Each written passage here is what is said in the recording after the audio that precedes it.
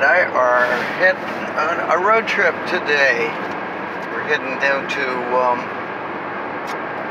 Lake Wales. This is the Lake Wales Ridge. Yeah, that sounds right. This is about 2 million years ago. This was actually an island. Most of Florida was underwater. And as a result, a lot of the critters and plants there are unique to that area.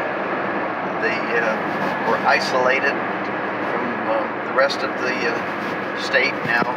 And so what we're after is, Fred had read a few weeks ago that the Calanith, I believe, Calamint bee. Yeah, also called the blue bee, which was originally found about 10 years ago, and since I guess within the last year they found 3 more, and so it's very, very rare. In fact, they thought it was extinct, but now have found some more, and it only is attracted to a specific flower that grows on the Lake Wales Ridge, which, by the way, is the highest point in Florida. I think it's a whopping 300 feet above the sea level, and it's attracted to this Ashes Calanith flower. So, at the Bok Tower Gardens, they grow these towers, and that's one of the places that the bee may be found. So, our chances of probably seeing the bee are very, very slim, but that's not going to stop us from going there just in case. And while we're there, I'm sure we can get some other... It could happen. It could happen. It could happen. Get some other macro shots. Well, there's other critters in the area. Other things in there. So there's a Florida, what is that, mouse? Yeah, there's a Florida mouse, which also is endangered.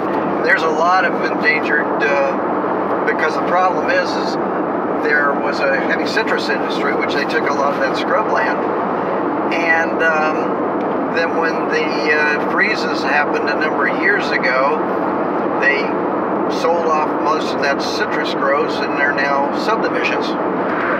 So none of those are conducive for this plant or the bee or a lot of these other little critters that are slowly dying off. Right, and fortunately on the Bok Tower grounds, you do have those plants being restored. Yep. Which is pretty cool. Yep. Not just in the formal garden area, but they have these nature paths and other surrounding garden areas where they're trying to put back these native and I think they're working near extinct with plants. Local universities here in order to try to save some of these. And also, I understand that a number of the these nature groups have bought up a lot of the scrub land and set it aside as preserved to try to save as much of it as possible in its natural state. Right. This was also an area where it frequently burned. So the frequent fires are actually a good thing and actually part of the ecology here. Yes. So, I'm going to get off here. We're on our way to Lake Wales, the Bok Singing Tower, and we'll let you know what we get. Oh. A little warm today. Yeah, we I think we maybe found the flower. We're not 100% sure. Right, we may have found the... You're the expert, but no bees. We did actually see a bee. We saw several types of bees and wasps and whatnot over near the main gardens. I'll turn this back around here. So far, it's a little... They were kind of a dark bee. They weren't a little quiet.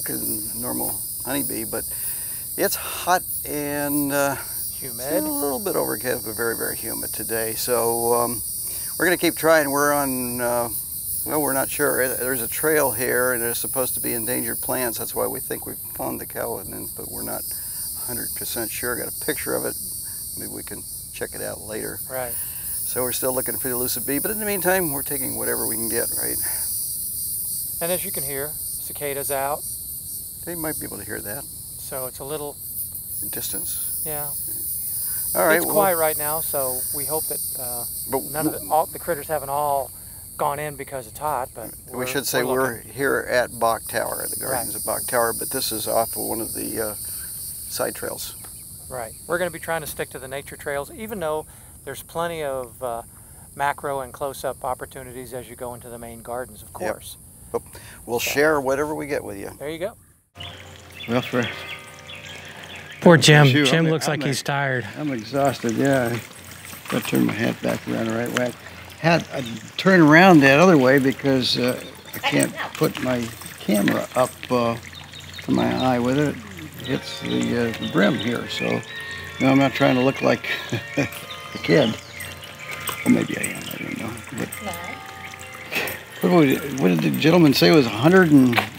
Feels like 101. 101 feel like, and the humidity must be about 300%. No, not quite that bad, but It is what it does humid. say is that Jim and I are crazy people Yeah. for being out in this. And there's not much here.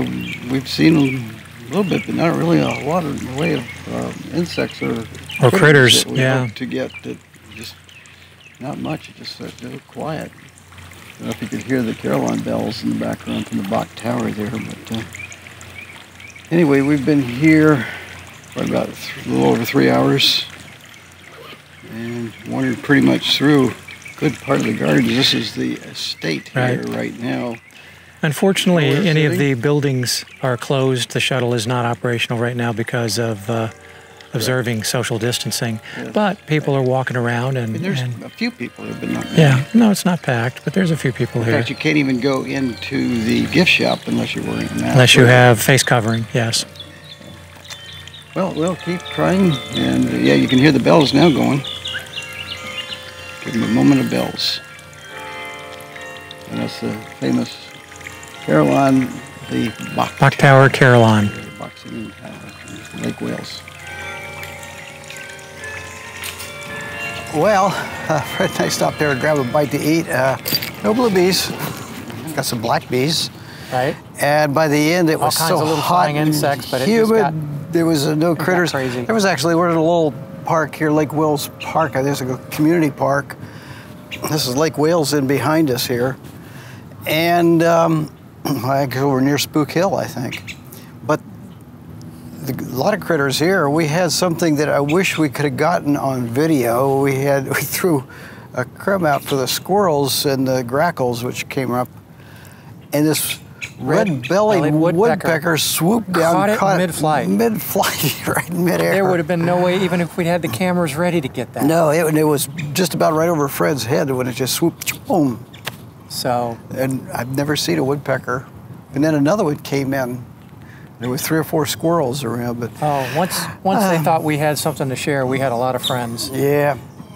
What's the matter? A grackle over here is saying, I'm sorry, guy, we're out of food now.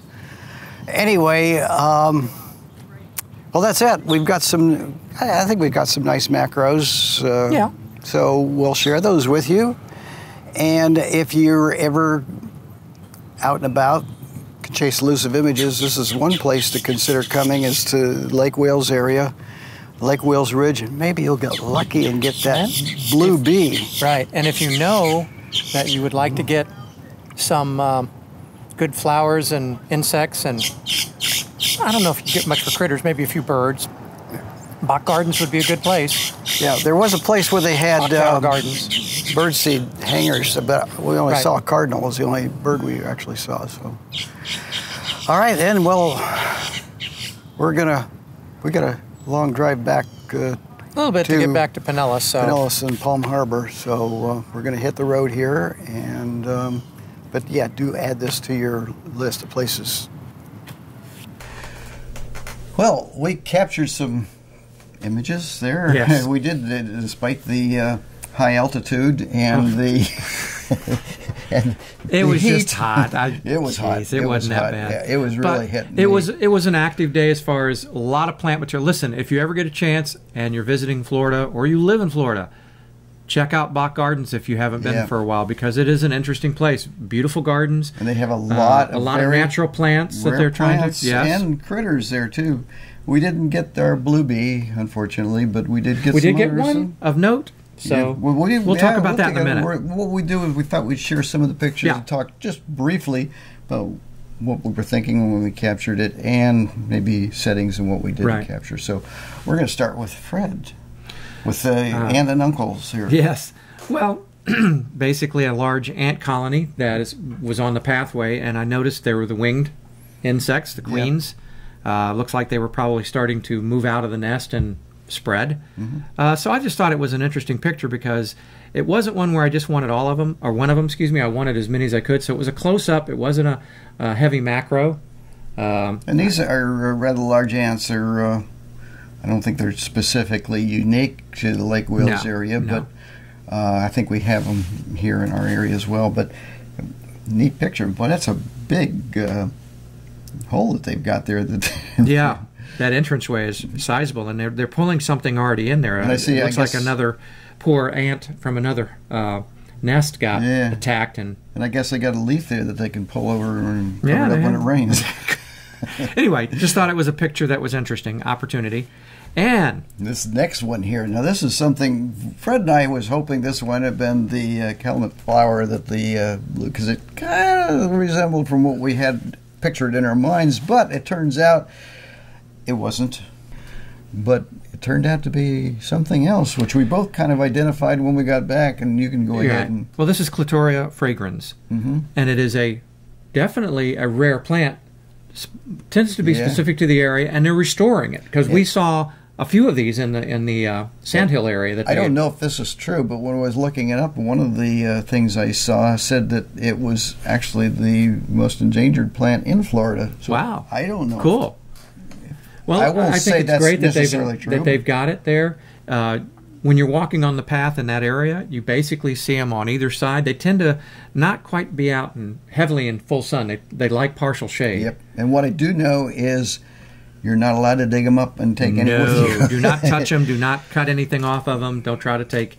Don't break the flower off and put it in your hair. You know, this is right. This is a rare and endangered plant, and even though it is a beautiful flower, and this was also done with your close-up rather than macro, right? Because the flowers on this one, they were about the size of a half right. pound. This was a close-up lens. Yeah. Now you know what this one is. Yeah, I think I do now.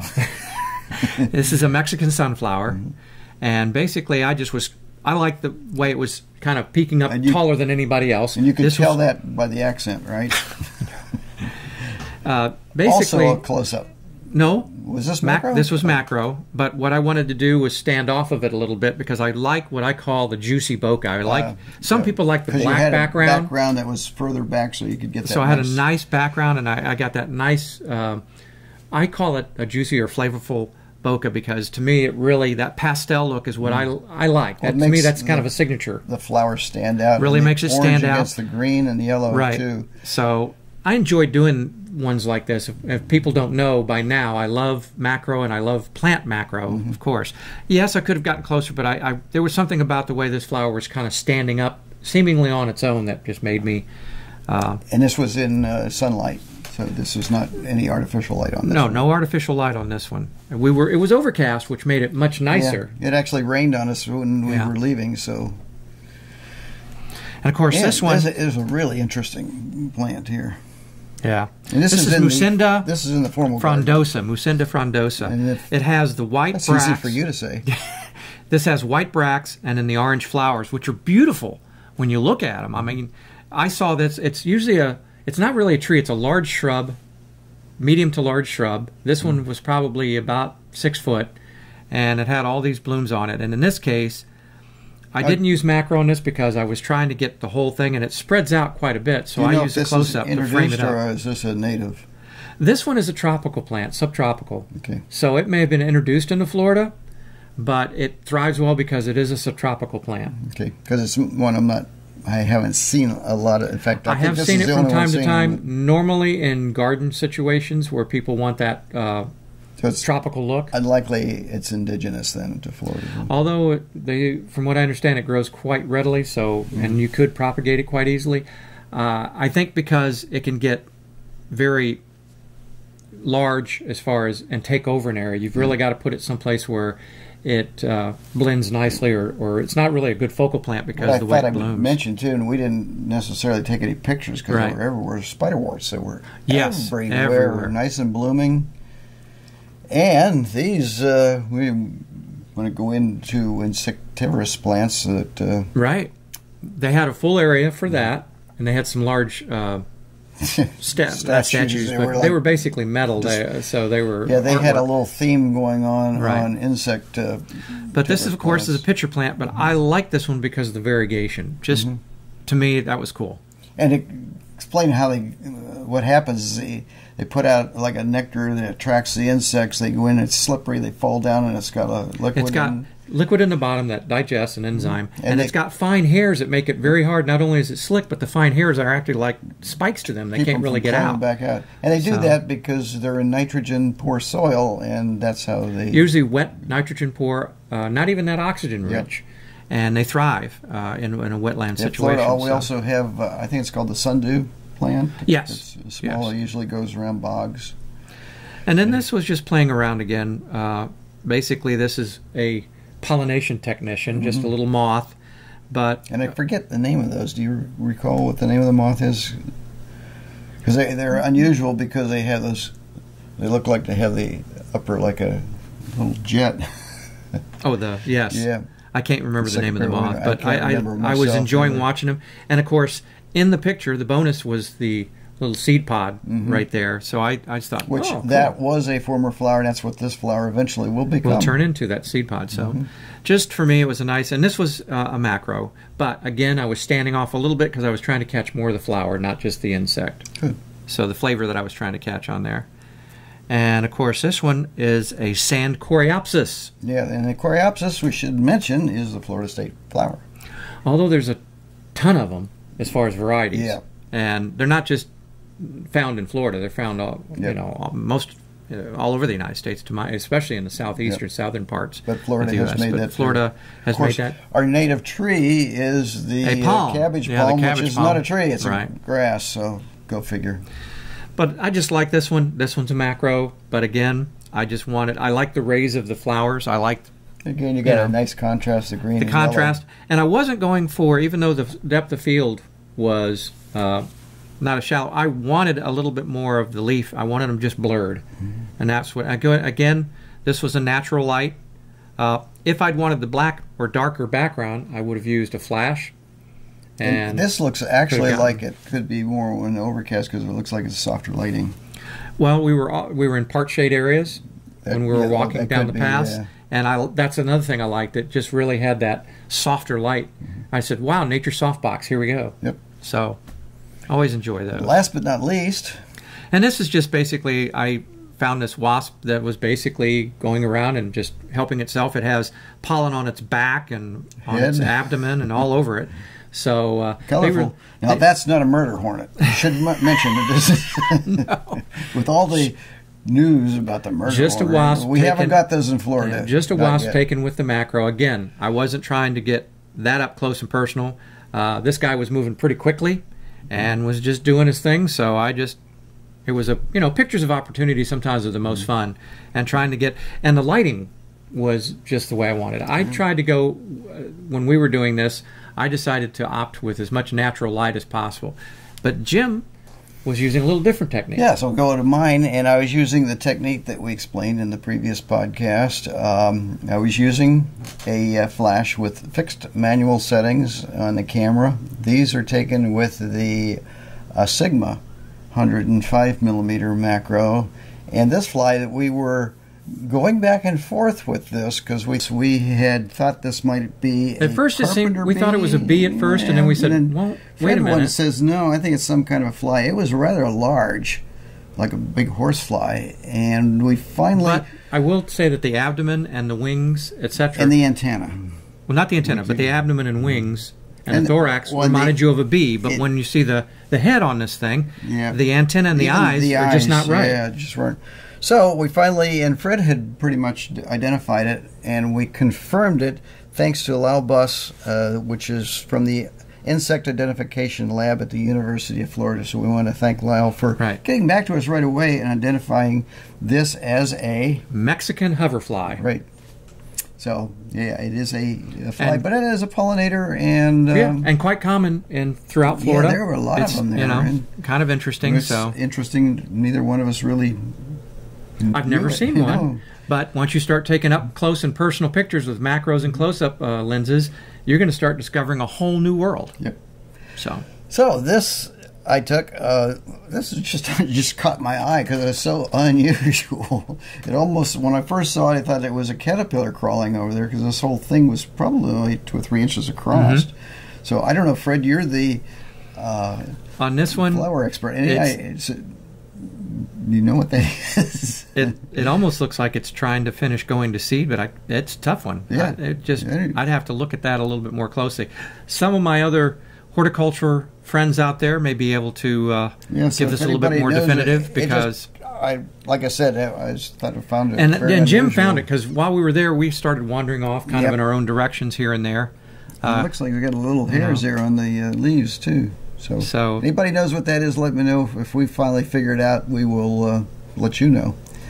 And yeah, this little spider. These are tiny, and they're everywhere. We've got them out on our porch in here. Some people call them crab spiders, right? But they're web weaver, spiny orb weavers. Yes, I've always spiny orb web weaver. Yes, web weaver. But they're very, very colorful and they're tiny, cool little spiders. This is the one that you go out to get in your car first thing in the morning, along with the white spiders that you'll go through their web and you go, oh, you know, there's cobs. I'm being attacked by cobs. So yeah, they are tiny. I mean, they are very small. Yeah. Here's another one. That's a good one of the hoverfly. The hoverfly, yes. And like I said, if you look from the head, just didn't have the head on there and put a bee's head on, you'd think you were looking at a bee. And that's what we thought it was at first, and it is kind of, you can see the pollen on this and guy. Our entomologist friend did basically say it is often mistaken for the carpenter bee. Carpenter bee, right. So we were right to it, and here is yet another shot of it. Yeah. And again, these are all consistent because... And one of the things Jim was using when the light was a little brighter in some of these areas, along with his flash technique, he was using a scrim to help eliminate the excess sunlight and allow the flash to do its work. Yes, and it was the same technique that we had described. It was a scrim that I would hold over and would kind of, you could block the sunlight, so really the flash, and it also softens the light from Jim the was flash. a busy guy with that. Yeah, busy bee. And here's another one of our hoverfly, another close-up. It's interesting compound eyes there, and kind of a shiny. Yes, metallic. At the back, yeah. Metallic look to them. And they all had a little bit of a kind of a blue cast, probably from the sky. And I also found this little critter, and again, I don't know what this was, but he was busy on some of them. It was a yellow bug on a yellow blossom. And I think that was the same blossom that the hoverfly was on. Mm-hmm. And another one of the and it was interesting because these guys were just feasting away. Yeah, and you can on see the pollen. Again the pollen all over his back and head there. So I guess as they move on, there would be they're spreading that pollen everywhere. Pollinators, definitely pollinators. And another one. So. And one of the things that with any of these techniques is you want to take lots of pictures because you're going to get a lot of out-of-focus pictures. Even with this techniques, you may get blurred pictures. So the secret with macro, take lots and lots of shots. This was a little ant, and this was down there by the estate that we went to. And this little guy was so tiny. I just wanted to see. I actually rested the camera on this was a concrete wall where there was steps, and I don't know what kind of ant this was, but it's about the size of a little fire ant. I mean, he was small. So even in here, and this was my maximum magnification with your macro, And a thing you can also do is you can actually use a tube on the macro lens in order to get even closer. Another spider. This one kind of got into. I had one of the workers says, "Why are you taking a picture of my dirty bird bath? My dirty bird bath there?" And well, I wasn't. I was taking this spider, which, again, this guy is also tiny. He was the entire spider is like maybe the size of a dime. Yeah. Not the body, but the entire legs spider, and everything. Yeah. So and this was a nice little the water kind of as a background. Yeah. And I'm kind of intrigued by and of course a fiddlehead on the fern. Yep. which and because I was using the flash, I was able to get a black background. You get that very dark background by using that flash. And that's because at 2/50th of a second at f11, the background's totally underexposed. Right. So cool. And another one, just of the flower there. The parts of the flower there. I don't know what this flower is, but kind of intriguing, and I just wanted to see if I could get a nice macro shot of that. And finally, I love these, and this is something that This is the same flower from earlier that I'd taken, and then this is where it's transitioning from the flower to the seed pod. Yes, and and again, this is taken with 1/250th of a second, so we got a dark background to make it stand out. And this is what Mike Motes talks about and urges people to do. And Mike is he's a macro god. If you want to go out to tinylandscapes.com, check out Mike's site. But I have worked with Mike, and we used to actually do a macro board together years ago. But he says don't take pictures of your pristine flowers unless you're doing identification shots. But he says the ones that win the contest are what he calls characters. He says look for characters, and this thing has a lot of character because it's drying up and I guess kind of windblown. But well, there you have it. There's my shots that I took, and so get out there. The biggest thing is get out there and experiment. Yeah, you can do these in your own backyard. Here's the beautiful part about it, folks. You don't have to travel to. For those of you, and I'm sure there's a lot of people doing macro, but if this is fairly new or something you thought about, don't be afraid to go out in the middle of the day when otherwise the light is too harsh for normal other types of nature and landscape and wildlife photography. You can use techniques to really make use of that light. Yeah. Give this technique a try with the speed light. If you have a speed light, go to the previous podcast, gives you all the instructions on how to do that. And I'm going to be doing this session at the Black Hills. So, right, well, until our next adventure, thanks for watching.